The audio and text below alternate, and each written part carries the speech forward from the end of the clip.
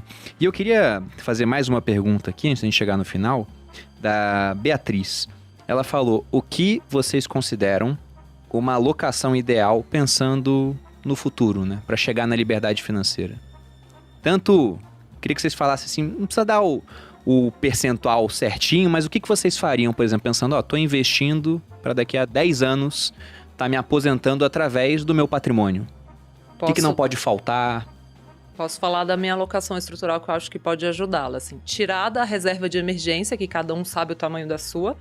Eu gosto de ser de pelo menos 3 vezes o custo mensal, mas se você tiver muita instabilidade, ela pode chegar a 12. Eu faria o quê? Eu pegaria 30% desse patrimônio e colocaria em bolsa. Se você está começando, começa com 5, 10, vai sentindo mais, almeje um dia ter 30%. Deixaria ali uns 40% eu gosto muito dos fundos multimercados, eu vou falar de uma carteira de fundos de investimento, tá? Porque é a minha especialidade.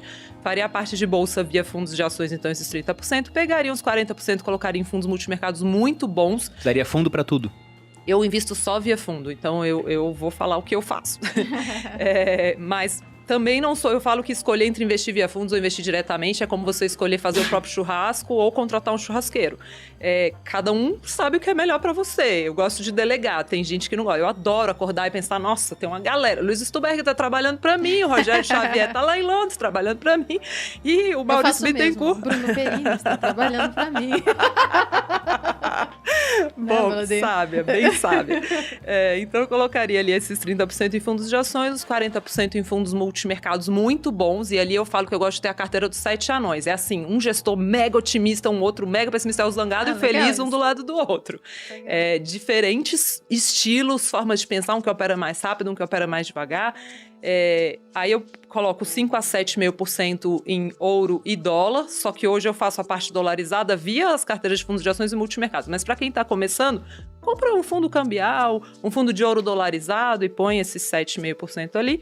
E o resto, aí eu uso fundo de crédito, que aí vai virar uma parte de renda fixa, mas eu gosto de fundo de crédito, não gosto desse fundo de crédito bobinho, D0, D1, que rende 105 CDI, não. Aí já tem que ser uma coisa mais sofisticada, esses fundos que historicamente dão 110, 115 CDI pra cima. Cara que vai ver debênture, CRI, CRA, prazos maiores, as coisas. Isso, que combina tudo. Então, vamos chegar lá, depois que a Luciana falar, porque tem uma maneira de ter acesso a essas recomendações contigo, né? Sim, sim. A Speech, né, eu acho que eu não cheguei a explicar aqui, mas ela é uma... Speech é casa em grego. E essa ideia da gente levar investimentos da nossa casa para casa das pessoas, que é o que a gente faz na Speech. Speech é uma casa de análise, então a gente recomenda investimentos. Seja qual corretora, qual banco você quiser investir, a gente te fala os investimentos que a gente acha que você deve fazer com base numa análise quantitativa qualitativa muito forte da nossa equipe. E a gente recomenda e te fala onde tem. Então você consegue montar a carteira. Legal. Então eu recomendo vários multimercados, fundos de ações, fundos de crédito, previdência, e eu faço isso na minha vida pessoal. As pessoas falam, dá pra ganhar dinheiro de verdade com fundo? Dá, mas esse mercado tem muita coisa ruim.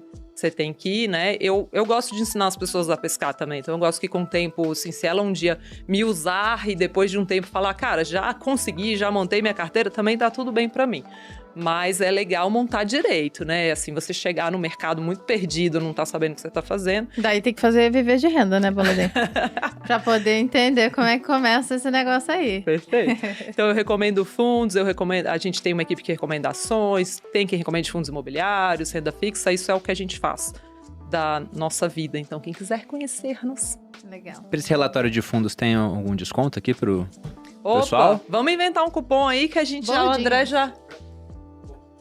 50%. Ó, o André. Mas aí então, boludinho 50, pô. Vamos botar boludinho 50, então. Pode ser? Vamos mudar trocar? aí. Ó, André, obrigada. Pô, bacana. Então, 50% dos nossos produtos fundamentais são nossas séries que recomendam fundos, fundo imobiliário, renda fixa, bolsa, investimentos globais. Como é que é? 50% para a pessoa comprar um? Então, escolhe algum deles, 50% de desconto. Tá bom isso, hein? Eu tô aqui. Eu achei chique. Pra quem quiser mais, no Viver de Renda, a Speed também gentilmente ofereceu 3 meses de um relatório de recomendação de ações gratuito. Viver de Renda tá Aí ficando mais vantajoso aí. Pois é, tá ficando melhor. A pessoa, depois que fica os 3 meses, pode decidir se quer continuar ou não, né? Mas isso é bem interessante porque lá eu pego essa parte, né? Como é que eu faço para analisar os ativos, tudo. Também tem um analista na minha equipe, ele monta lá uma carteira segundo os critérios dele.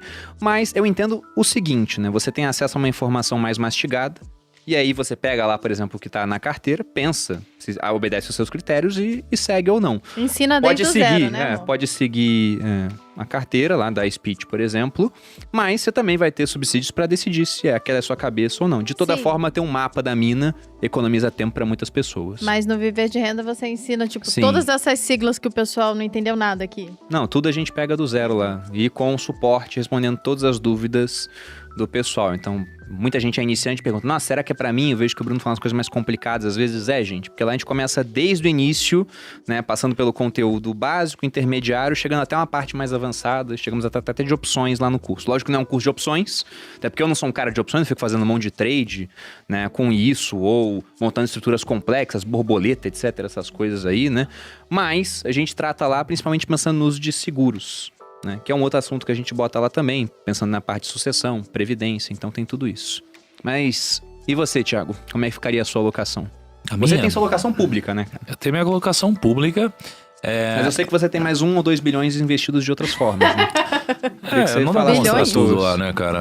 Não dá pra mostrar tudo lá. Assim, de uma forma simplificada, eu gosto muito do conceito de sobrevivência no mercado.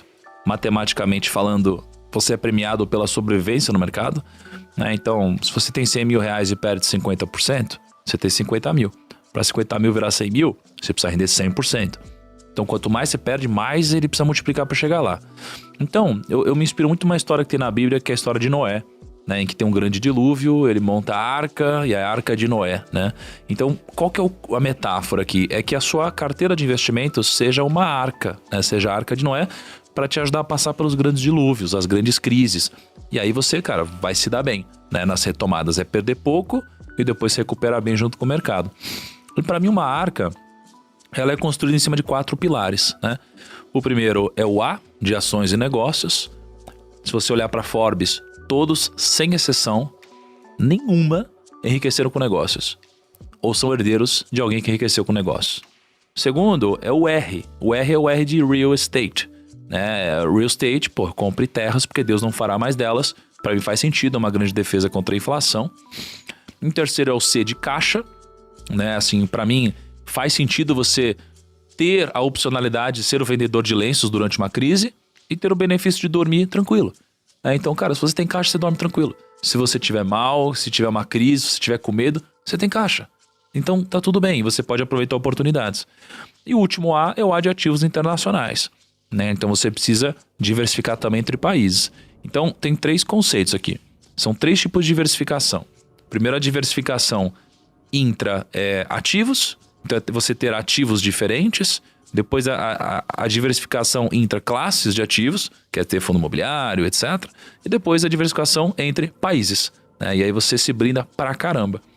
E aqui você tem 2 formas de investir. Uma delas é se você não quiser tomar 1 segundo da sua vida cuidando de investimentos, que é basicamente você escolhendo 4 ETFs, e comprar um ETF para ações, um ETF para uma coisa, alguma coisa ligada a CDI, um ETF global, e a outra é você, por exemplo, fazendo um viver de renda, estudando para falar, poxa, então peraí, então eu vou montar minha própria carteira, meu portfólio em ações, meu portfólio em real estate, né? Mas para quem tá entrando agora no mundo e nem gosta de investir, para que o cara vai estudar tanto, entendeu? É só se ele quiser realmente tomar decisões mais assertivas e ele vai ser premiado por isso, né? Então ele vai investir mais tempo da vida dele, precisa ter um retorno em cima disso, né?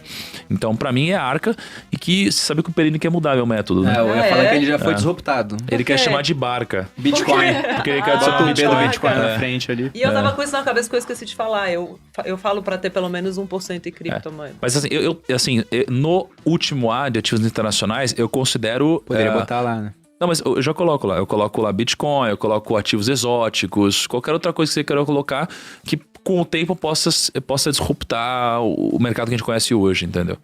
Não, acho muito interessante isso. Se for pegar a alocação que eu acho bem bacana, assim, eu gosto sempre de usar aquela ideia do Taleb. Eu sei que a Luciana também gosta, o Thiago também, que ele fala da estratégia Barbell, né? Eu tenho que ter uma ponta da carteira em algo muito seguro, como, por exemplo, títulos públicos americanos. Você pega aqueles títulos de curto prazo lá. Aquilo é o que tem de mais seguro no mundo, porque você está comprando dívida do país que é dono da máquina de imprimir o dinheiro global, que é o dólar. Isso pode mudar um dia? Pode, mas é bem complicado que isso venha a mudar, pelo menos no curto prazo. E na outra ponta, você pode arriscar. Você pode pegar coisas muito mais voláteis, que provavelmente sofrerão bastante numa eventual crise, como o Bitcoin sofreu no ano passado e como está sofrendo nesse momento, né, com uma queda aí de 50% desde que bateu suas máximas. Só que esse negócio, ele vai cair no máximo, como você disse, Luciana, 100%.